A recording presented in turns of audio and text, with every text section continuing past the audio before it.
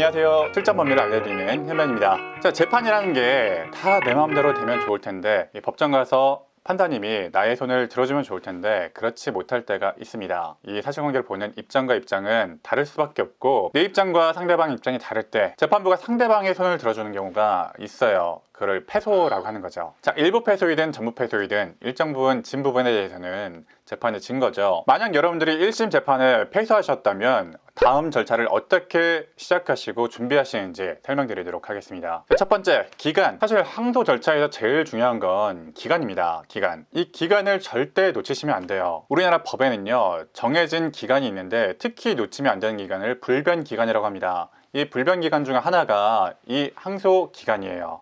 특히 형사든 민사든 정해진 불변 기간이 약간씩 다른데 그 차이를 헷갈리시면 안 되고 정확하게 기간을 준수하셔야 됩니다. 이 기간을 놓치시게 되면은 항소할 수 있는 권리가 박탈되기 때문에 절대 놓치면 안 되는, 꼼꼼히 따져봐야 되는 기간입니다. 자, 민사와 형사 절차를 비교하면서 말씀드릴 텐데요. 절대 헷갈리시면 안 됩니다. 자, 형사는요, 판결 선고일로부터 7일 이내에 항소장을 제출해야 됩니다. 항소장. 판결 선고일로부터 7일. 굉장히 짧습니다. 재판해 보시면 알겠지만 이 7일은 이 법정, 이 재판을 진행하면서 굉장히 짧은 기간이에요. 주의하셔야 될 게 판결 선고일로부터입니다. 선고일. 자, 민사는 어떤가요? 민사는 판결문을 송달해줘요. 그 송달일로부터 14일 이내, 14일까지 항소를 제기하면 됩니다. 자, 그런데 형사는 판결 선고일로부터 7일이에요. 훨씬 더 짧습니다. 민사가 판결문을 송달도 해주고 그 송달받은 날로부터 14일인 거에 반하여 형사는 무조건 그 선고한 날로부터 7일이기 때문에 이것에 굉장히 예민하게 주의를 하셔야 됩니다. 굉장히 중요한 거기 때문에 다시 말씀드리지만 형사는 판결 선고일로부터 항소장을 7일 이내에 제출해야 되고 민사는 판결문이 송달된 날로부터 14일 이내에 항소장을 제출하셔야 됩니다. 그 차이를 민감하게 좀 기억해 두시기 바랍니다. 자, 민사나 형사나 이 기간을 넘어가면 항소권이 소멸합니다. 항소권이 없어져요. 내가 이 원심 판결에 대해서 다퉈보고 싶었는데 항소할 생각이 있었는데 그렇다면 이 항소 기간을 절대 놓치시면 안 되세요. 이렇게 항소 기간을 놓쳤다고 깜빡했다고 찾아오신 분들이 굉장히 많습니다. 그러면 재심에 준하는 사유가 있어야 되는데 그런 사유 만들기가 쉽지가 않습니다. 어려워요. 자, 팁을 드리자면 항소 기간이라는 것이 워낙 짧고 그렇기 때문에 일단 항소장을 제출하시고 그러고 나서 어떤 항소를 할지 항소 이유는 어떻게 만들지를 고민해 보시는 것을 추천드립니다. 특히 형사 항소의 경우에는 워낙 기간이 짧죠.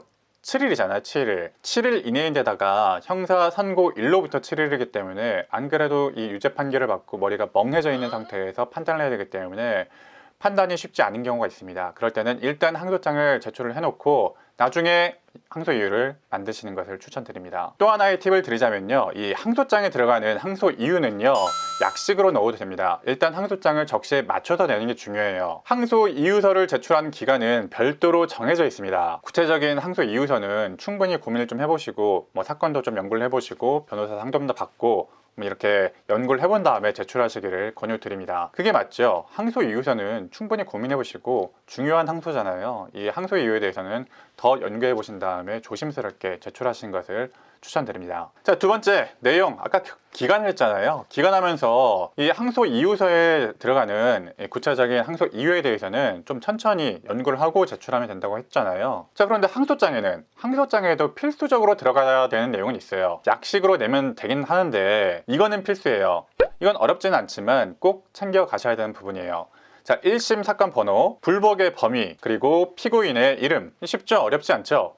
자, 불복 범위 정도가 좀 어려우실 수가 있는데 통상 원심 판결에 불복합니다 정도로 쓰시고 양형을 다툰다, 무죄를 다툰다 라고 억울하다고 간단히 쓰시면 됩니다. 자, 다시 말하지만 항소장 자체는 내용보다는 기간 절차에 맞게 이런 요식적인 내용을 챙기시는 게 중요합니다. 자, 마지막 어디에 내야 됩니까? 이것도 중요합니다. 잘못된 법원에 내게 되면은 그것이 서류가 삥삥 돌면서 기간을 못 맞추게 됩니다. 원심 판결을 한 법원에 제출을 해야 됩니다. 원심 판결을 어디서 했느냐? 그 법원의 민원실에 제출하시면 되세요. 이 항소심 법원이나 상급 법원에 제출했다가 기한 놓치는 경우가 상당히 있어요. 꽤 있어요. 이거 잠깐 헷갈릴 수가 있어요. 특히 우편으로 제출하실 때는 기한을 넘기지 않도록 미리미리 제출해야 되고 당일 다음날 특송 이런 걸로 보내시기를 추천드립니다. 추가된 팁으로요, 이 항소 이유서 제출 기한이 있는데 아까 항소장은 형사는 판결 선고일로부터 7일이라고 그랬죠. 그러면 항소 이유서는요, 이것도 일단 20일 이내라고 규정이 되어 있긴 해요. 20일 이내. 정해진 기간으로부터 20일 이내에 이 정해진 기간 내에 항소 유의서를 제출하지 않으면 항소가 기각이 돼버립니다. 이 형사는요. 근데 언제부터인지 이게 중요해요. 항소장을 제출하면 그 법원에서 이 원심 법원에서 항소심 법원으로 여러분의 형사 기록을 보내요. 이 소송 기록을 보낸다고 저희가 표현을 하는데, 그러면 이 항소심 법원에서 소송 기록 접수 통지라는 것을 피고인에게 합니다. 항소인에게. 그러면 그 통지일로부터, 이 통지 받은 날로부터 20일 안에 항소 유의서를 제출해야 돼요. 아니면 이 형사 항소가 기각이 돼버립니다. 자, 20일이라는 것도 사실은 긴 기간이 아니기 때문에 항소장 내고 미리미리 준비를 하셔야 돼요. 아까 말했던 항소장 같은 경우에는